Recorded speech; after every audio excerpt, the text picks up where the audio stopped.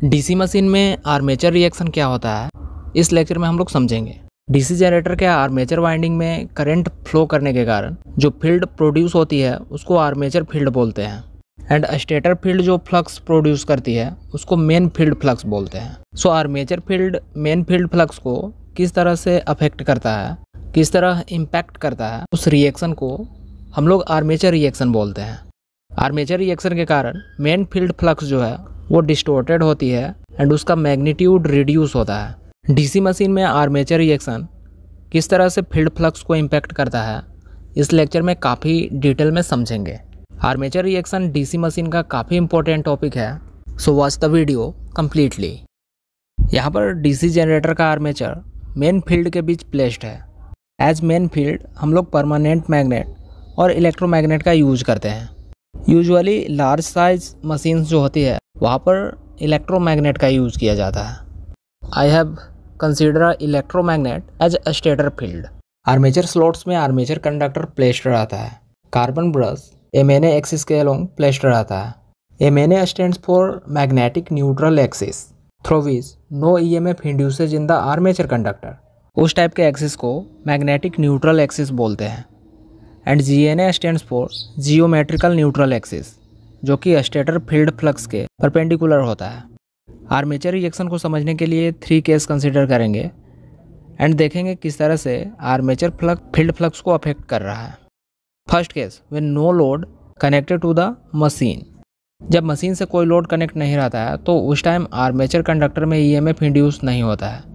इस कंडीशन में armature conductor में आर्मेचर फ्लक्स प्रोड्यूस नहीं होगी, बिकॉज आर्मेचर कंडक्टर से कोई करंट फ्लो नहीं कर रही है। एंड स्टेटर फील्ड और मेन फील्ड से जो फ्लक्स प्रोड्यूस होती है वो नॉर्थ पोल से साउथ पोल की ओर साइमेट्रिकली डिस्ट्रीब्यूट होती है।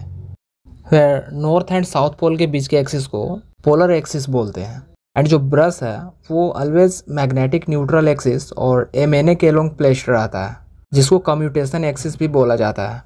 सेकेंड केस में आर्मेचर कॉइल से करंट फ्लो करती है and main field flux produce नहीं होती है।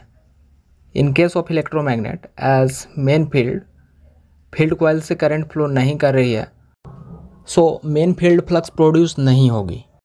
एंड आर्मेचर कंडक्टर से करंट फ्लो कर रही है तो आर्मेचर वाइंडिंग कारण आर्मेचर फ्लक्स प्रोड्यूस होगी। आर्मेचर कंडक्टर में फ्लो करने वाली करंट की डायरेक्शन क्रॉस एंड डॉट से दिखाया गया है। क्रॉस का मतलब है कंडक्टर में करंट अंदर की ओर फ्लो कर रही है एंड डॉट का मतलब है कंडक्टर में करंट बाहर की ओर फ्लो कर रही है। So due to current in the armature winding, उसके अराउंड आर्मेचर फ्लक्स प्रोड्यूस होगी। जब करंट अंदर की ओर फ्लो कर रही है तो उसके क्रॉस प्रोड्यूस्ड फ्लक्स की डायरेक्शन क्लॉकवाइज है। एंड जब करंट बाहर की ओर फ्लो कर रही है तो फ्लक्स की डायरेक्शन एंटी क्लॉकवाइज है। आर्मेचर कंडक्टर में फ्लो करने वाली करंट की direction Fleming right hand rule के अकॉर्डिंग डिटरमाइन होता है। एंड करंट के कारण जो मैग्नेटिक फ्लक्स प्रोड्यूस हो रही है उसकी direction Maxwell right hand rule के अकॉर्डिंग डिटरमाइन होता है। सो जब सेकेंड केस में मेन फील्ड फ्लक्स प्रोड्यूस नहीं होती है तो आर्मेचर फ्लक्स का बिहेवियर इस तरह होती है। थर्ड केस में main field coil and armature coil both coil energise होती है। जब stator and armature both coil से करंट फ्लो करती है तो main field flux and as well as armature flux दोनों प्रोड्यूस होगी। इस कंडीशन में डीसी जनरेटर लोड से कनेक्ट रहती है। जब armature flux and main field flux दोनों फील्ड एक दूसरे को इंटरेक्ट करती है तो armature flux main field flux को अपोज करती है। मतलब टाइप ऑफ डिस्टोर्शन क्रिएट होती है, क्योंकि main field flux north pole से साउथ पोल की ओर फ्लो कर रही है, बट आर्मेचर फ्लक्स इस पोर्शन पर मेन फ्लक्स को अपवर्ड फोर्स कर रही है एंड इस पोर्शन पर मेन फ्लक्स को डाउनवर्ड फोर्स कर रही है। मतलब यहाँ पे ऊपर की ओर फोर्स लग रहा है एंड इस पोर्शन पर मेन फील्ड फ्लक्स के ऊपर नीचे की ओर फोर्स लग रहा है due to armature flux. So due to the distortion created by armature flux on main field flux, वहाँ पर मेन फ्लक्स का बिहेवियर चेंज हो जाता है। सो जिस रिएक्शन के कारण फील्ड फ्लक्स डिस्टोर्टेड होती है उस रिएक्शन को आर्मेचर रिएक्शन बोलते हैं। इस कंडीशन में मैग्नेटिक न्यूट्रल एक्सिस और एमएनए जो है वो रिजल्टेंट फ्लक्स के डायरेक्शन में शिफ्ट हो जाता है। Effects due to armature reaction. Armature reaction के कारण मेन फील्ड फ्लक्स डिस्टोर्टेड होती है and total flux reduction in the armature reaction is known as demagnetising effect. उसको हम लोग डीमैग्नेटाइजिंग इफेक्ट बोलेंगे। आर्मेचर रिएक्शन के कारण फ्लक्स वेव्स जो है वो डिस्टोर्टेड होता है एंड मैग्नेटिक न्यूट्रल एक्सिस का पोजीशन शिफ्ट होता है। जनरेटर के केस में MNA शिफ्टिंग डायरेक्शन जो है वो जनरेटर रोटेशन की ओर होती है और we can say direction of resultant flux की ओर होती है। एंड मोटर के केस में रोटेटिंग ऑफ मोटर के ऑपोजिट डायरेक्शन में MNA शिफ्ट होता है।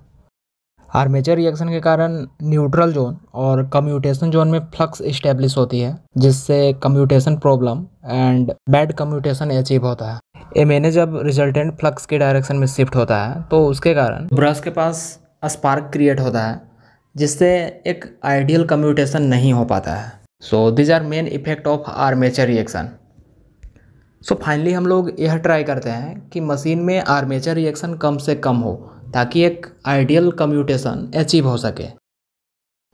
आर्मेचर रिएक्शन के कारण जब रिजल्टेंट फ्लक्स की डायरेक्शन चेंज होती है तो MNA axis that is magnetic neutral axis वो भी चेंज होती है।